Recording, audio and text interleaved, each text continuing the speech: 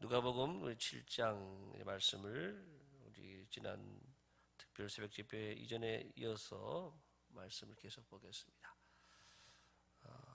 예수님 한 바리새인의 초청을 받고 그 집에 방문을 하셨는데 그 집에 갔을 때 한 여인이 어떤 죄를 지었는지 나와 있지 않지만 죄를 지은 여인이다 이렇게 이야기를 하고 있습니다. 자, 그 여인이 이제 예수님 발을 씻겨드리고 눈물로 또 향유를 부어서 발을 씻겨드리는 그 장면이 나온 다음에 자 이제 그 바리새인이 예수님께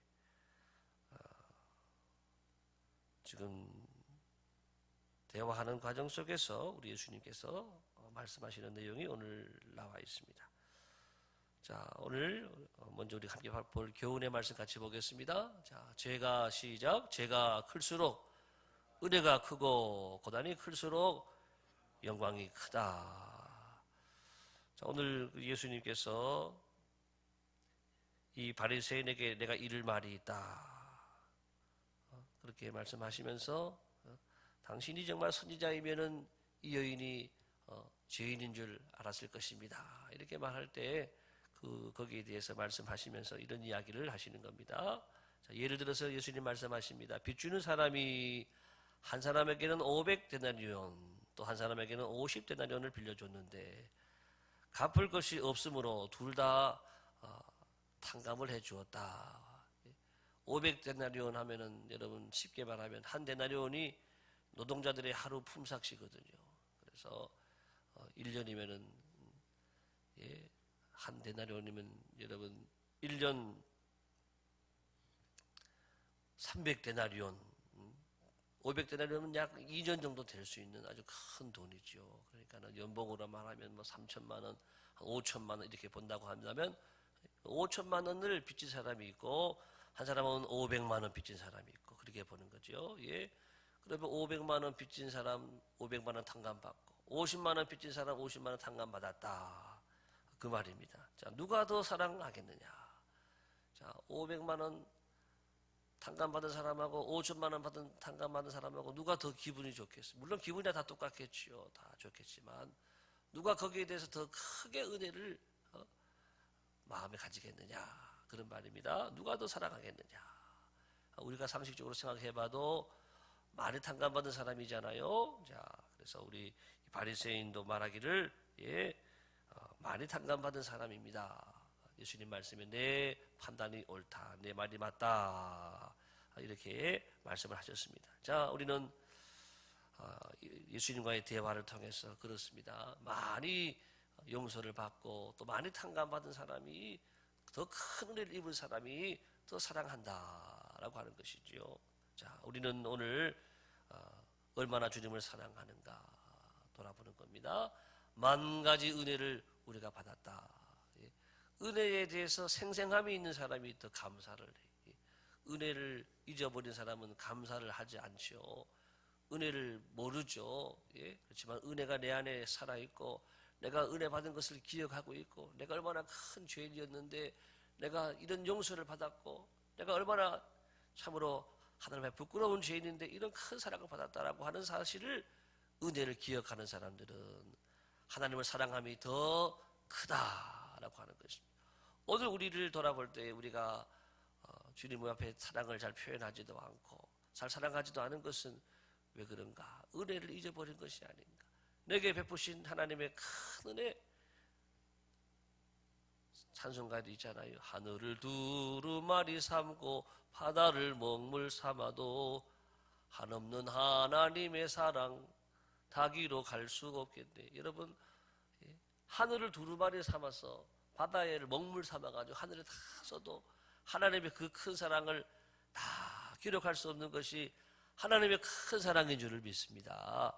그 사랑을 그렇게 기억하는 사람들은 그렇게 찬양하고 또 그렇게 찬양하며 울고 또 감사하고 또 감사하고 그렇게 한다는 말이죠. 그래서 우리는 정말 주님 앞에 얼마나 감사하는가, 얼마나 주님 앞에 사랑을 표현하는가 오늘 주님의 말씀을 통해서 돌아보는 것입니다. 내가 받은 은혜를 살피며 감사해야 되겠습니다. 여러분이 받은 은혜를 세워보고 받은 복을 세워보고 감사하고, 특별히 사순절을 보내면서 주님이 나를 위해서 돌아가셨는데 우리가 주님 앞에 얼마나 부끄러운 죄인이고, 한 가지 한 가지 주님이 베푸신 그 은혜와 사랑들을 우리가 손꼽아 보면서 또 감사하며 또 주님 앞에 나가는 귀한 절기를 보내야 되겠습니다. 로마서 5장 20절 같이 보겠습니다. 시작.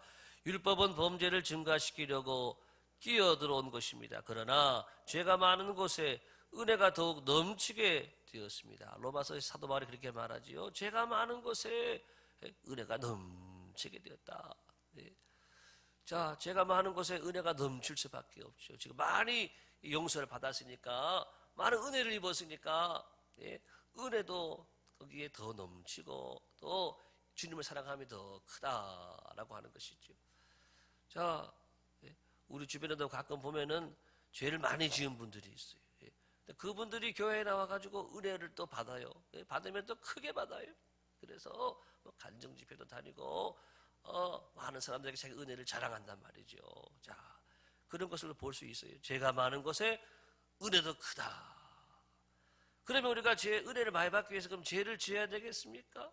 사도 바울은 그것을 또 말씀하고 있죠. 은혜를 그럼 많이 받기 위해 죄를 지어야 되느냐? 로마서 6장에서 바로 말합니다. 그럴 수 없느니라. 우리가 죄에 대해서 죽은 자인데 어떻게 다시 또 우리 은혜를 많이 받으려고 또 죄를 지을 수 있느냐?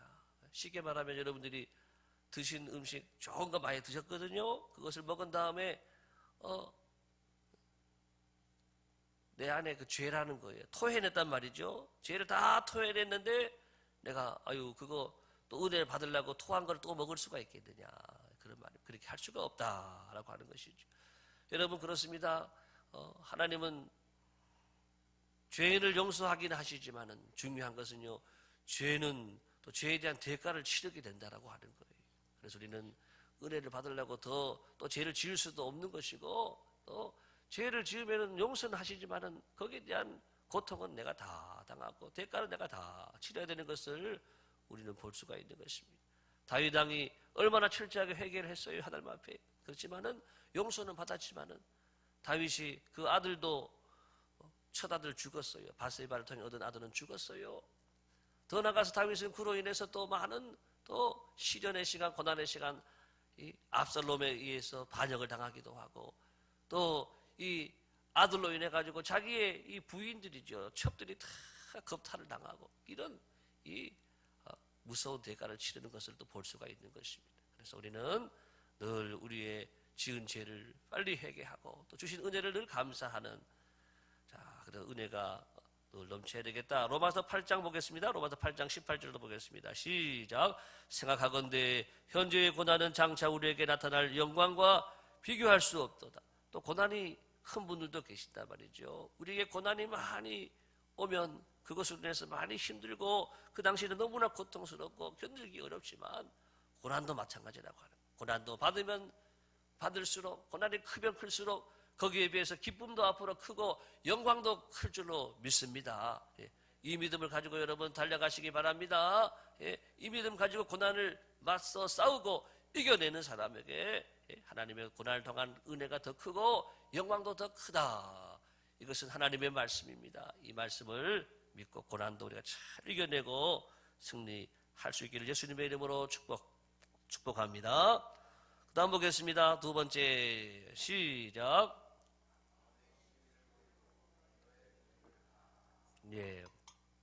44절 46절까지 말씀해서 이제 바리새인은 이 여인의 행동을 보면서 못마땅해 했습니다. 이 여인은 행실이 아직 바르지 못한 여인이었습니다. 비싼 향유옥합을 깨뜨려서 예수님의 발에 부었습니다. 자, 이로 인해서 이 바리새인도 아주 이렇게 비판적인 생각을 가지고 있었는데, 예수님의 대답은 이러한 대답입니다. 너는 내게 발짓을 물도 주지 않았다. 그리고 너는 내게 입 맞추지도 않았는데 이 여인은 내게 와서 눈물로 발을 씻어주고 머리털로 닦아주고 또 내 발에 입을 맞춰줬다. 또 너는 내 머리에 감람유도 안 부어줬는데 거기에 비해서 훨씬 더 비싼 이 향유를 이 여인은 나에게 부어줬다. 이렇게 예수님이 말씀을 하셨습니다. 자, 우리는 누가 주님을 잘 섬기는 거 보면은 옆에서 시기하는 그런 경우가 있다라고 하는 것이죠. 예. 자, 그것에 대해서 우리 주님이 말씀하는 것입니다. 나는 하나님 앞에 나의 도리를 다하고 있는가? 남의 잘하는 거 보고 판단하고 그것에 대해서 시기하고 배합할 것 없다. 너는 너 자리에서 너의 도리를 다하고 너의 일을 잘 감당해라. 그렇게 말씀하시는 것입니다. 자, 비슷한 이야기들이 성경에도 여러 가지 있는데 그중 대표적으로 우리 요한복음 21장에 있는 말씀 보겠습니다. 시작. 베드로가 돌이켜 예수께서 사랑하시는 그 제자가 따르는 것을 보니 그는 만찬석에서 예수의 품에 의지하여 주님을 파는 자가 누구오니까 묻던 자더라. 이에 베드로가 그를 보고 예수께 여짜오되 주님, 이 사람은 어떻게 되겠사옵니까? 예수께서 이르시되 내게 올 때까지 그를 머물게 하고자 할지라도 내게 무슨 상관이냐? 너는 나를 따르라 하시더라. 네, 예수님께서 여기 베드로가 요한복음 21장에서는 3번 부인한 다음에 3번도 용서해 주시는 주님의 말씀이에요. 내가 나를 사랑하느냐? 네, 내가 주님을 사랑합니다. 내 양을 먹이라. 이렇게 예수님과 3번 대화하면서 예수님이 왜 3번 하셨나? 앞에서 예수님을 3번 부인했던 베드로니까 이렇게 다 베드로를 용서해주고 받아주시는 그런 주님의 모습인데 베드로가 그 대화가 끝난 다음에 이렇게 말하는 거예요. 주님의 품에 의지하여 주님을 파는 자가 누구니까 묻던 자라. 이 사람이 누구냐? 이 사람은 요한을 말합니다. 요한. 예. 요한이 늘 예수님 곁에 이렇게 있었거든요. 예수님이 늘 제일 아끼는 제자 중에 하나 애제자 그럽니다. 보통 애제자, 사랑하는 제자가 요한인데 자기는 이제 앞으로 죽을 죽음에 대해서 예수님 말씀해 줍니다. 예. 젊어서는 너 마음대로 뛰고 다녔지만은 이제 나이 들어서는 너 마음대로 다닐 수 없다. 예수님이 베드로의 죽음을 예고하시는 그 말씀이 나와 있어요. 자, 그런데 그 다음에 나오는 말씀이 주님, 이 사람은 어떻게 되겠사옵니까? 이렇게 말하는 거죠. 이 사람 요한은 그러면 어떻게 되겠습니까? 그때 예수님 말씀할 때에 그를 내가 머물게 하고자 할지라도 내게 무슨 상관이 있느냐? 너는 나를 따르라. 너는 그거 신경 쓰지 마라. 남에 대해서 남의 죽음에 대해서 신경 쓸 거 없다. 너는 나를 따르라. 그래서 너는 너의 자리에서 나를 따르는 이 일 한 가지에 충성을 하면 된다. 이렇게 말씀하고 있는 것이죠. 예, 우리도 늘 교회 생활을 하면서 믿음 생활을 하면서 너무 남을 의식을 많이 하는 경우가 많이 있습니다. 또 남이 잘 되는 것 보면서 또 배가 아파하는 분도 있고 또 남이 잘 헌신하는 거 보면서 시기하는 분들도 있고 또 남이 또 이렇게 직분을 받고 나는 못 받게 되면 그것 때문에 또 상처받는 분들도 계시고 주님 말씀하십니다. 너는 나를 따르라. 너는 너의 도리를 다하고 너의 책임을 다하고 너의 자리에서 너의 책임을 다 하라. 그러면 너는 너에게 줄 은혜가 있고 너희가 받을 복이 있고 너가 받을 하나님의 큰 은혜가 있다. 이것을 말씀하는 것이죠. 그래서 우리는 오늘도 믿음 생활하면서 하나님과 나 사이를 여러분 잘 관계를 세워가시기를 예수님의 이름으로 축복합니다. 나하고 하나님 사이가 제일 중요한 거예요. 그래서 옆을 보고 또 다른 사람들로 인해서 우리가 마음이 또 상처를 받고 하지 말고 늘 주님을 1대1로 잘 섬길 수 있는 저와 여러분 되기를 바랍니다. 세 번째 보겠습니다. 세 번째, 주님의 한마디 말씀이 우리를 자유롭게 한다. 오늘 이제 이 여인이 어떤 죄를 지었는지는 성경에 구체적으로 나와 있지 않지만 일반적으로 뭐 창녀가 아닌가 이런 얘기도 합니다만은 성경에는 구체적으로 그 죄에 대해서 나와 있지는 않습니다. 자, 예수님 말씀합니다. 내 죄사함을 받았느니라. 그리고 내 믿음이 너를 구원하였으니 평안히 가라. 그 순간 이 여인은 뛸 듯이 기뻤을 것입니다.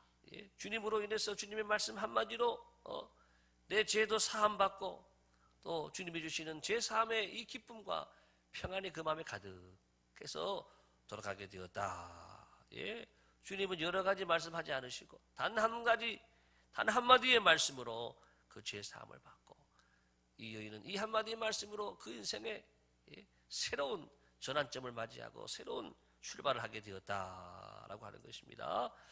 자, 내 마음을 한번 같이 말씀 보겠습니다. 내 마음을 시작. 내 마음을 자유케 하고 시원케 하는 한마디의 말씀을 만나자. 예, 우리를 변화시키고 우리를 인도하는 말씀도 물론 많이 있지만 결정적인 말씀은 사실 한 가지라고 하는 거예요. 여러분, 우리 한 사람 한 사람 사랑하시는 하나님, 우리를 고치고 변화시키고 우리를 새롭게 하고 우리의 길을 열어주실 때에 어느 한순간에 한마디 말씀이, 한마디 말씀 따라합시다. 한마디 말씀을 주시옵소서. 내 평생 듣던 말씀, 내 평생 듣던 말씀, 주 예수 크신 사랑 또 들려주시오. 내가 너를 사랑하노라, 내가 너를 도우리라, 내가 너와 함께하리라. 하나님의 이 한마디 말씀을 듣는 순간에 우리는 이 말씀으로 우리가 일어나게 되고, 이 말씀으로 우리가 모든 걱정 근심이 떠나가게 되고 승리하는 길이 열려진다. 그래서 우리가 이 선포된 말씀에 두 가지가 있어요. 선포되는 말씀이 있고 또 한 말씀은 내게 주시는 말씀이 있다. 따라합시다. 내게 주시는 말씀. 많은 말씀들 중에서도 내게 주시는 말씀이 있어요. 그 한마디 말씀을 만나는 자가 생명을 얻게 될 줄로 믿습니다. 그 한마디 말씀을 만날 때에 뻥 하면서 길이 열려지고 뚫려지는 거예요. 그래서 우리가 많이 말씀 읽다가 한마디 말씀을 딱 만나고 또 말씀을 듣다가도 한마디 말씀을 딱 만나고 늘 이 한마디 말씀을 우리가 늘 사모해야 되겠습니다. 요한복음 6장 보겠습니다. 6장 63절 시작. 살리는 것은 영이니 무익하니라. 내가 너에게 이른 말은 영이요 생명이라. 예, 살리는 것은 육이 아니라 영이고 내가 너에게 이른 말이, 주님의 말씀이 또 영이요 생명이다 그렇습니다. 그래서 말씀이 우리를 살린다 이 말입니다. 자, 말씀이 영이고 생명입니다. 말씀은 죽어있지 않습니다. 하나님 말씀은 살았고 운동력이 있다 그랬습니다. 예, 이 말씀이 우리를 살리는 거예요. 고린도후서 3장 17절도 봅니다. 다 같이 시작. 주는 영이시니 주의 영이 계신 곳에는 자유가 있느니라. 한 번 더 시작. 주는 영이시니 주의 영이 계신 곳에는 자유가 있느니라. 그렇죠. 우리의 마음에 왜 자유가 없느냐? 주의 영이 내 안에 충만하게 안거하시니까, 주의 영이 떠나 계시니까 그래요. 예, 주의 영이 계신 곳에는 자유함이 있느니라. 하나님의 말씀은 영이요 또 영이 있는 곳에는 자유함이 있는 줄을 믿습니다. 예, 따라합시다. 말씀, 영, 자유. 예, 주님의 말씀은 영이요 또 영이 있는 곳에는 자유함이 있다. 오늘도 우리가 주님의 말씀을 간직하고 이 말씀을 우리가 묵상하고 이 말씀이 내 안에 살아있는 가운데 여러분의 삶이 자유롭게 되기를 축복합니다. 모든 묶인 것에서, 매인 것에서 풀어지고 자유롭게 되는 역사가 함께하기를 예수님의 이름으로 축복합니다. 이것이 말씀의 역사라고 하는 것입니다. 자, 말씀을 통한 기도 같이 읽어보겠습니다. 오늘의 기도 시작. 내 영혼을 자유케 하는 말씀을 늘 만나게 하시고 내가 받은 은혜가 무엇인가 늘 돌아보며 감사하게 하시고 나의 도리를 다하게 하소서. 오늘 새벽에 이 기도가 함께하는 새벽이 되시기를 바랍니다. 기도하겠습니다.